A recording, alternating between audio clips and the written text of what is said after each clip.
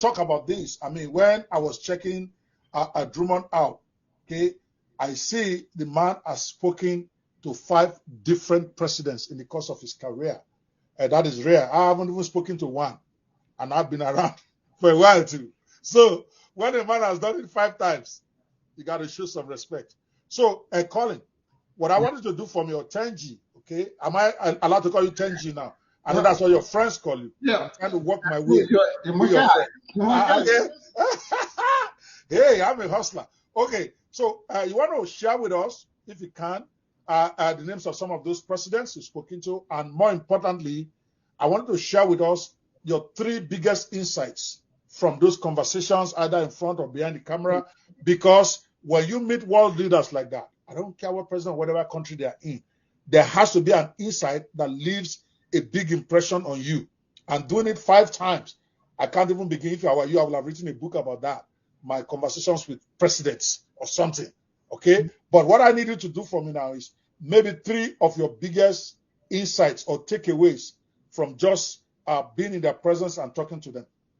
Okay, and it's funny because there are 3 presidents and the insights that I can have from speaking to them, and it's not 5; it's actually 6 presidents now. Oh, 6! Wow. Presidents, yeah. So it's been. You gotta introduce me to one of them. Come on, now, Jimmy Carter, Bill Clinton, wow. George Bush, Obama, Donald Trump, Joe Biden. So, you're actually talking about American presidents. I thought you were talking about presidents from some third world countries.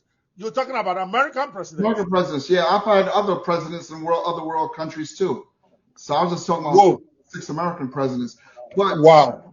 The one thing I always take away from this is, wait first. I cancel that question. List those presidents for me again. Okay. List Jimmy Carter. Okay. George W. Bush. Okay. Bill Clinton. President Obama. President Donald Trump, and President Joe Biden. All right. You know the first question I'm going to ask about that. What is your most profound impression you took away from Donald Trump? I call this, what I took away from Donald Trump, and I'll tell you a story and I'll tell you why. First, okay, I love this. Normally, when people are running for president, as soon as they start getting hot and the public, they're getting all media wants to talk to them and do all stuff, they're not publicists, their team, their staff, they try to hide them. They don't want them to really talk as much unless they're set up and, because they're scared they're going to come off the cuff and say something and hurt them. One thing, they take him out the back, they take him out different ways. One thing I noticed about Trump, he stayed the same way. And what it enabled him to do is be loved by the media as well. Early on, people, because you had access to him, right? And he wasn't ducking it. And even to today, he still won't duck still, believe it or not. He's the most. Are you serious? Yes. But, and here's a story I have for you. One time, it was during the debates. It was like toward the end. And he was at this was in, I think, Cleveland. I forget either Cleveland or Indiana. And he was flying in. He was flying in on his private jet. And I was outside the gate, because you can't go into the airport because it's a private airfield. His bodyguard see me. He got his bodyguard to come out there and get me and bring me onto the airfield to get him coming down, to have that image of him coming off his private jet with his family or whatever. And now listen to this. This is the thing, and I didn't realize this till years later. I'm not even supposed to be back there. You have to have a passport. You have to have all this stuff. He got them to come and pull me and bring me back there and do all that stuff. And that's how I said, this guy's a gangster. He does not. He knows the image he wants to portray. He wants you to see it, and he understands media.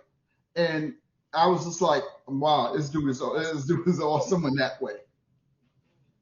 So, okay. Yeah. So it's like the way it was even before he became president. He's a showman. Yes, he was a showman. Yeah. Okay. What is your most profound impression about Barack Obama? I loved him. I voted for him first time, but I didn't vote for him second time because I didn't like his policies. But what was your impression of him? He knew not just how to work a room. he understood a lot of my impression on Barack Obama was he knew how to work the room. He also knew people. And this is something I learned, as it go on. Most of the presidents, they have a photographic memory of names, people, and if they met you before, where they met you at, if they took a photo with you, if they signed an autograph for you. And you don't get that among like high profile people because they see so many people all the time. But these presidents, they know it. And Obama was exceptional with that.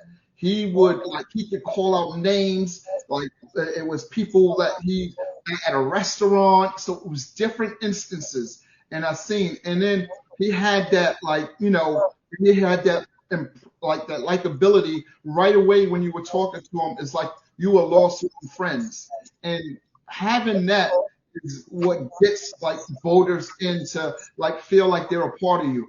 And I got that right from him, right in the beginning and the end. His second term, the same way. All right, guys. If you have questions wherever you are watching this for, type it in the comment section. If you're on Clubhouse, or if you're on Gist House, or if you're on Facebook, I will be sure to bring some of these questions up for Colin. Typically, when we finish the interview, we normally will go to Clubhouse to go have a post-event Q&A, but we won't be able to do that today because I have to prepare for the next guest. So, guys, whatever questions you have, you want to post it in your comment. If you put it on Clubhouse, I will see it. If you put it on Facebook, I will see it. If you put it on Gist House, I will see it. And the other places will be brought to me by the software I'm using, even though I'm focusing on my personal profile on Facebook right now. But your questions on the other platforms like LinkedIn, I will see on the site. All right. I love this part. What is your one takeaway from Bill Clinton? He's a people's person. When I say out of everybody, this is the thing. What makes a president? They say in politics that you choose a person and a president is someone you look at that you can go out and have a beer with or a wine with, and it doesn't matter whichever side of the aisle you're on. If this person is somebody you can go and have a conversation with and is just like you in a sense like that, and that's what Bill Clinton is. When Bill Clinton is out, even now to this day, fans still go crazy for him. He's approachable. He's just like nobody's a people's person like Bill Clinton, hands down. Interesting. Yeah. Bush. What's your takeaway from Bush? Bush is, I think. Which of the Bushes did George W. Bush. George W. Bush. I don't know which one that is. The second one, the young one. The second one. Okay. Yeah. My impression on so smart one. The not so smart one, right? He's witty though. He's actually. I'm just kidding. I'm just kidding. He was actually. I don't want to trigger. I'm trying to trigger people out there to talk about me, right? I'm trying to use your strategy. But go ahead. Yeah. George W. Bush, how I looked at him, and when working on him and being able to talk to him and getting an interview from him, is he was more like, I think they held him back a lot of times, and they didn't let him be who he was, because he's actually likable with most people, but they more focused on the hard side of him, the hard stance, and wanting to make him look more powerful than just humanizing him. And I thought that was a disservice to him because for his legacy. When you look at him, you always look at somebody who's just stern, the war, all these things, or he has a dumb. Instead of, they could have put him in a way of like he was playful, he was engaging, and that would have brought more of a liking in his legacy later on as well. Yeah, it was a boy. It was a daddy's boy, now so he had no choice. Yeah, daddy's controlling things. I think, right? Yeah, he was a daddy's boy. So what about Jimmy Carter? I thought he got the rawest deal of all the American presidents in my own living memory. What happened to him? But tell me about him. What is your impression of the man? And now my impression on Jimmy Carter was, and still to this day, like I've interviewed him several times, and what he defines what a president should do after office. He's the one to show people like how you can still not just contribute after office, but be among the people. And most people don't know, like at one point Jimmy Carter actually slept in the New York City YMCA when he went there, instead of the high-rise hotels, he's traveled regular commercial airlines after presidency, where all of them still take jets. Still to this day, he still takes a regular plane, a Delta or someone when he's traveling. And he's just, he did the Sunday services. So he was always just an average guy. And, I guess he's beloved afterwards. And you'll see when he does pass away, which, in the next couple of years or whenever, you're going to see how much they're going to say he was like a people's type of president, for real. Interesting. Yeah, I just thought he got a very, very raw deal about not getting the second time with that Iran. Yeah. And he was just so sad. I like him. At least I remember liking him. I was younger. Yeah. He's a humanitarian. He's the one that was going to build houses and doing all those things. Yeah. Going to church every week. Well, you got to give it to my boy. You got to give it to Bill Clinton. Bill's a bad boy. Yeah, He's a totally bad boy. Yeah. And Ronald Reagan, I wanted to talk as we end this section on Joe Biden, the current president. What's your impression of the guy? See, the thing is, too, I know Joe Biden as a senator and as a vice president and as a president and worked, right? And what I will say is, like, he's not given his due right now for all the things he's accomplished, because he's actually still in office. Has he accomplished anything? Come on now, Colin. Yeah, Come on, Benji. What has he accomplished? Yeah. What has he accomplished? Joe Biden? The infrastructure bill, he's helped with the part of bringing home certain hostages. He's negotiating. Infrastructure bill wasn't his now. Just look what's happening. Look how he's taking down Russia without even going and putting any U.S. military people involved. He's taking them down. You don't think America is funding Ukraine to do all this stuff, and America's influence to get other people on board has taken down Russia? Exactly the problem with Donald Trump. They didn't even have to go take them down. It didn't happen. We're talking about facts. We don't go off of what should have happened or who didn't. No. What's happening now? U.S. does not have to send any military people, and they're dying overseas. And Ukraine is fighting a war for us to take down Russia. Tenji. Yeah. Tenji, it is fact. Russia did not dare to do anything when Trump was there. That was a mistake. They wish they would have. You are saying they should have. You are the one not talking facts now. I'm giving you facts. Okay? Let's talk facts. Okay, go ahead. Okay? All those guys, all those bad actors, they cannot move. They could not move when Trump was there. So when somebody is cleaning up a problem that should not have happened, don't give him credit. Why will Russia be bold enough to go invade Ukraine when we have a president? Now you are telling me we'll do a good job cleaning it up. Okay. We ran away. Hold on. We ran away with our tails in Afghanistan and even left our equipment for the Taliban in Joe Biden's era. What are you talking about? Joe Biden? Yeah. Okay. But let's not get into politics. Okay, right. You're my guest. Okay. You're my guest. One question though. One question. Yes. Does Russia, you think Russia regrets invading Ukraine now? That is irrelevant. That's a yes or no. That's a yes or no. I don't know. No. Yes, they regret it. Yes, they regret it. Because you're seeing, okay? Just like we regretted Afghanistan, Vietnam. That's not the point. There's a war that a smart president will make sure it never happened. Now, is it not costing us money, even if it's not costing American lives? Is it not costing us money to be supporting Ukraine? Yeah. What if Russia had never invaded? Will we not have saved billions? That's the way I look at it. They tried during the time of Trump. They knew Trump is a cowboy. You asked me about Joe Biden. You know Joe Biden is a genius on foreign policy, right? You do know that, right? And but he was a racist, remember? Joe Biden was a racist against Africa. You want me to play his video? You want me to play? We could say that we could say he was a racist. Yes, so when he was a senator.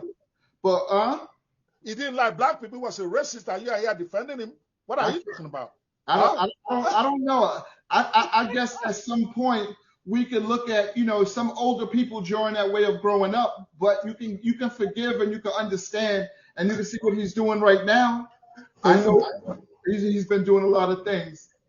All right. Okay. Since you are defending the man that called us names in Africa and didn't like black people, let me go there with you now.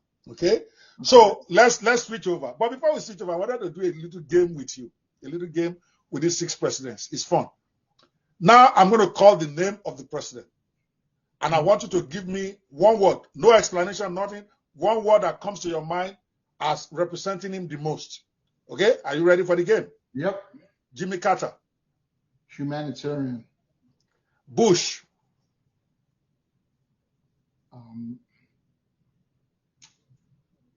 Genuine. I love that. Bill Clinton. Loved. Loved.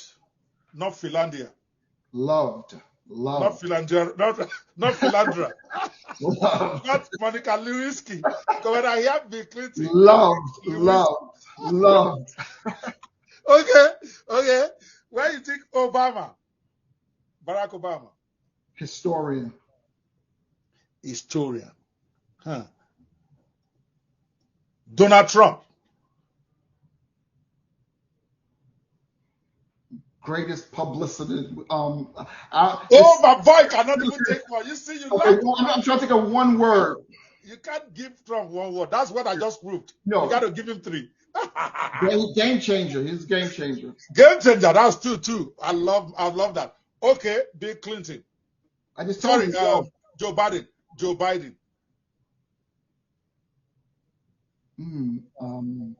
No words. See what I'm saying? It's one. I'm trying to think of a word, a synonym for not respected enough. Underdog. You see? Exactly my point. You just prove what I've been saying. Joe Biden has no brand identity. You have to think about it. Yes. Okay, of course. And it's a fact. Okay. It's hard. You got to remember, listen, it's hard to take over when somebody else does a great job. It's just like if Oprah would have had her show and then she just passed on the Oprah show to somebody else after her, unless they change everything drastically, people would not have liked them. Whoever it is, I don't care how great the other host was. If they would have followed in the same footsteps of her or did the same things that were working, because you will remember that person. You have to come in and change everything drastically now, and you have your own personality. And then it's a different